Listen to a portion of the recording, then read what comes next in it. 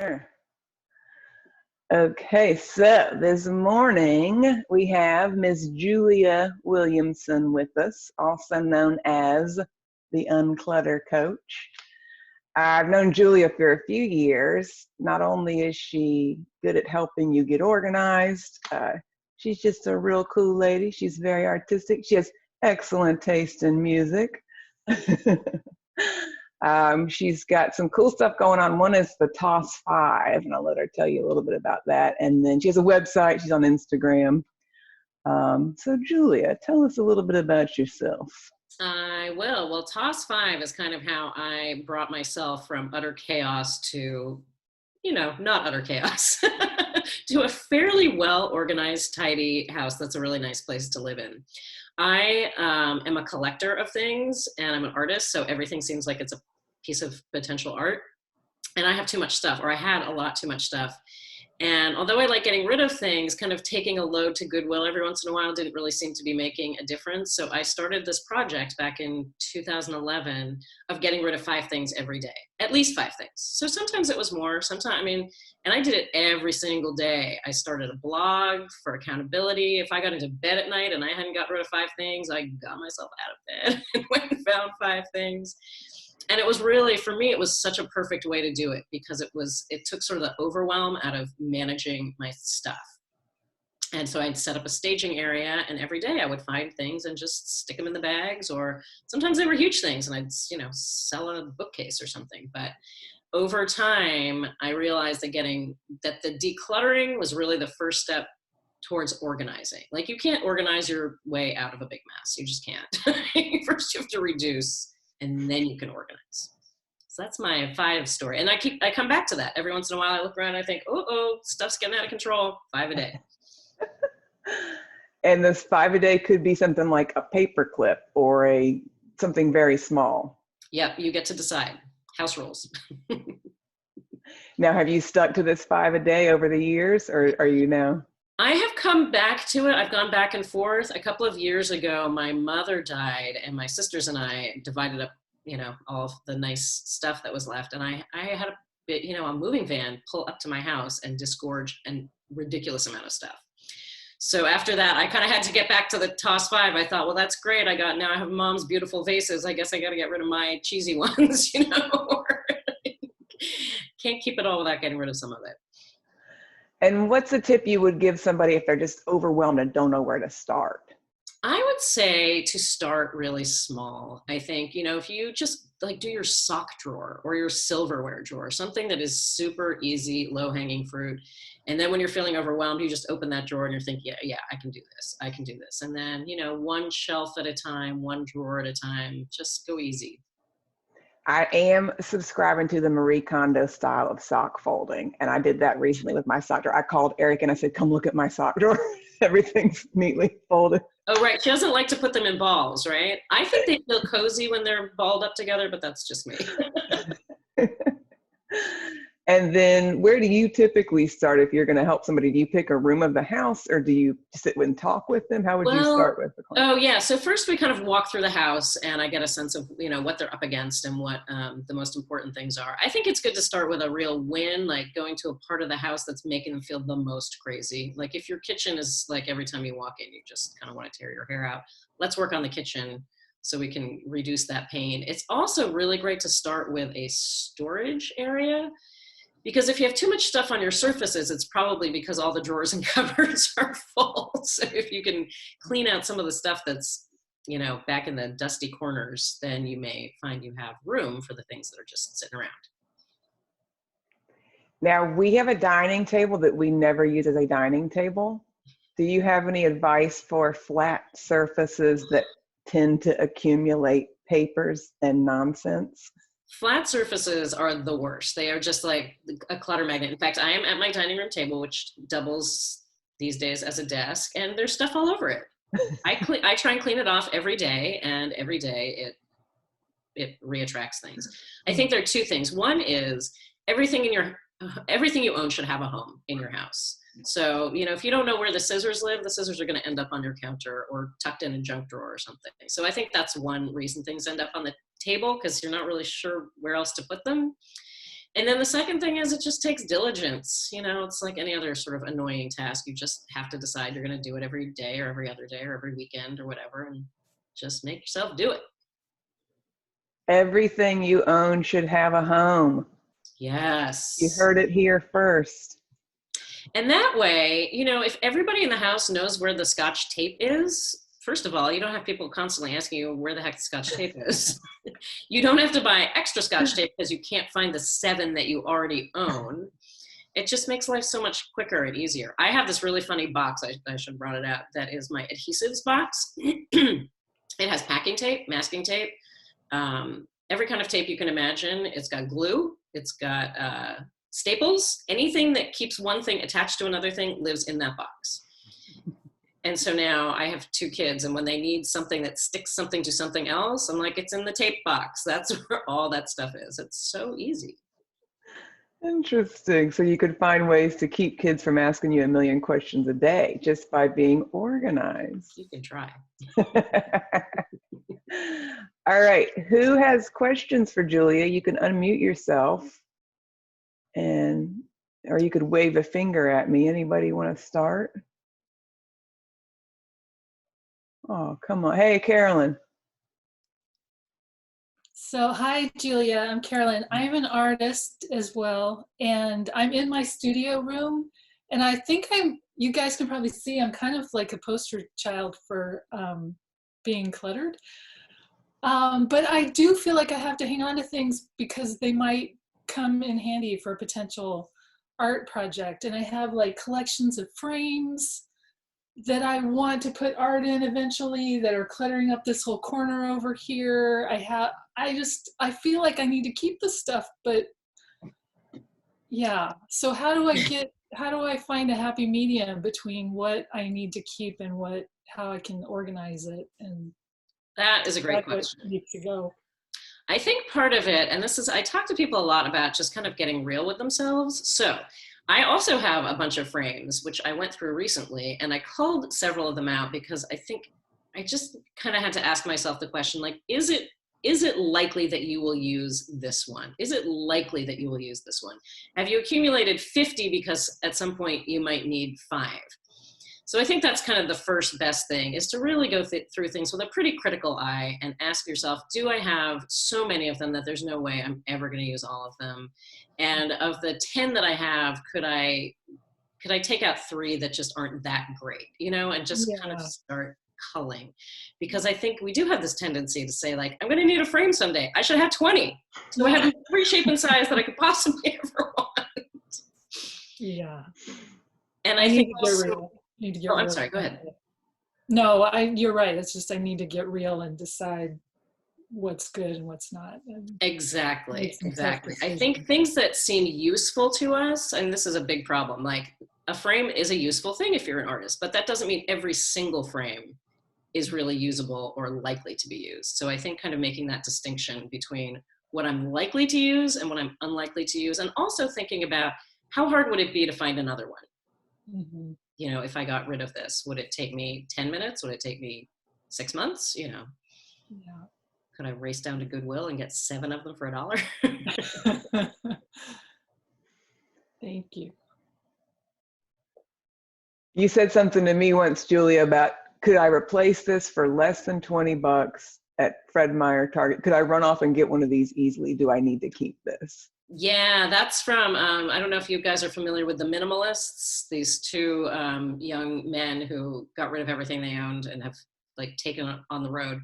And that's their, I think, if you could buy it for under $20 in less than 20 minutes, maybe you don't really need to keep it, which I think is good advice. Yeah, and I use Fred Meyer for those of us who live in the Portland area, because there's one in every neighborhood, right? Heather, did you have a question?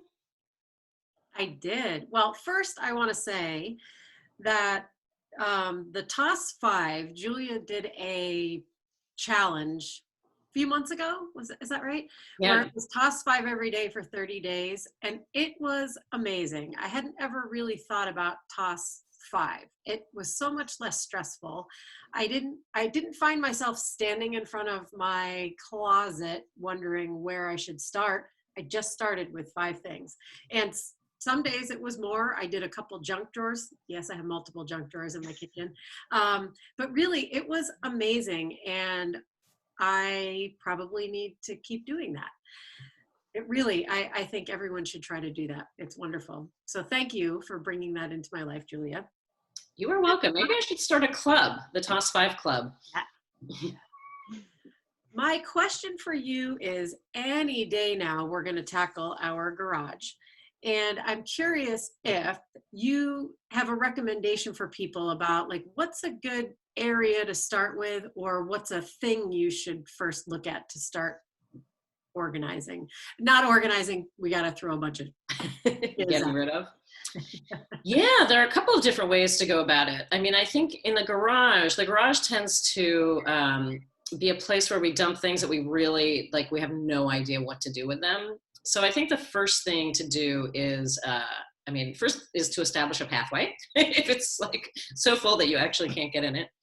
And then I think the next thing is to think, do some of these things belong in the house? Like, are they just in the garage because I haven't figured out where in the house they should live? And then try and establish a home for them in the house. And of course, the next one is to just get rid of anything that's get rid of-able. That's not a word. I had a really wonderful conversation recently with a woman who owns a local company called Annie Hall. Isn't that cute?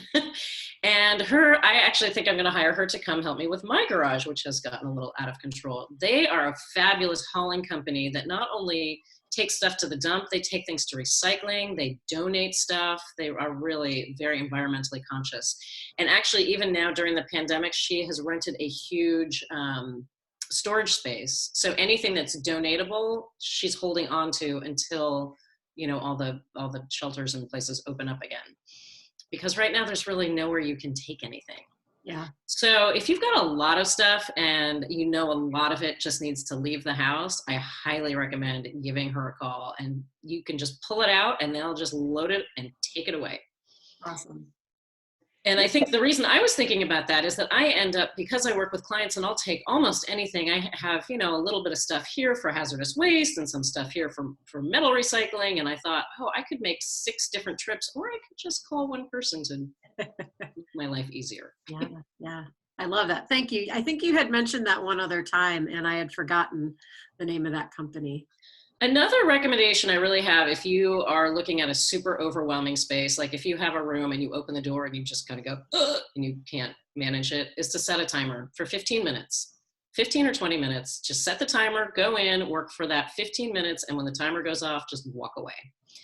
Because you can do anything for 15 minutes. And it's actually, I think, amazing how much you can get done in 15 minutes.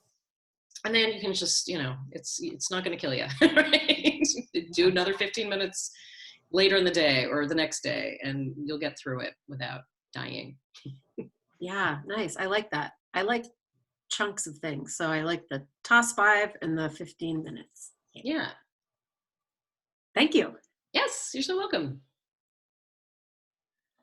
And when I record this, I'm going to put some links in the description for the Annie Hall and to Julia's website and all. Conchetta. Oh, we can't hear you. Oh, I unmuted her. You did now? Now we can hear. Okay. So my issue is really paper. Oh, yes. I have a really good file cabinet. It's like 4 huge drawers. It probably needs a good culling because I have ADD and I have this mind. Well, if I don't see it, I don't know where it is. Right. And I go through these bursts where I, put everything on my massage table, like as a culling area. And that's how I do my filing. And then I file all at once. But I keep things because I'm like a junkie for education.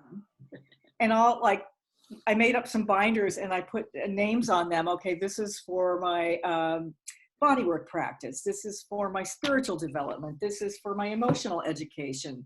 And then I would just put things on top of those binders. So at least I'd know they had a home, and at some point they have to be organized. But I find it easier not to always have to make a decision right in the moment. Mm-hmm. Yeah, I am actually, it's funny you should mention it right now because I taught a paper clutter management class, pardon me, back in December. Oh. And I am getting ready to do another one sometime soon. But I have a really simple system. I mean, and like every system, it takes diligence to make it work. But I will give you the quick rundown right now, which is the first thing I think you should do is designate a receptacle in your house. And that is where every single piece of paper goes when it enters the house, whether it's a bill, an invitation, article, a newsletter, something that you are not going to immediately recycle. It goes in one spot. And that way, even if you never did anything else with it, you would know where it was. Right? Right. So I think that is like the first best thing you can do. I then encourage you to separate into 3 very simple categories. One is an action category. So, I'm so sorry, I'm so froggy today. So, a bill that needs to be paid or something that needs some kind of action. A second one is a filing category. So you may not get around to filing it, but you know that that's what you need to do with it. And the third is a category that I call to read. So anything that you think, oh, I'm going to get back to this and read the whole thing, which you probably won't in my opinion, but you might. So then once again, so everything that's coming in goes in one place. You can't lose anything. And it goes from there to these 3 different categories. And I think, to me, that is the very simplest way to manage paper. I mean, you can get into like really complicated, fancy systems, but I think those are hard to manage. At least for me, they are, because I have a very short attention span. But this has proven to work. Now, I will tell you that my both action file and filing file right now are totally overflowing because I'm not doing anything, but I know where everything is and I know what I need to do next. Good. Yeah, well, I think one of the things I noticed in letting go of things is attachment, which is different than, is this useful and needful, as opposed to, this could be important someday. This information could be important someday. This class I took, the notes will be important. But it's always like, it keeps you sort of not living in the present because you're always thinking about the future and the future need. Yeah. I'm psychologically just really perturbed.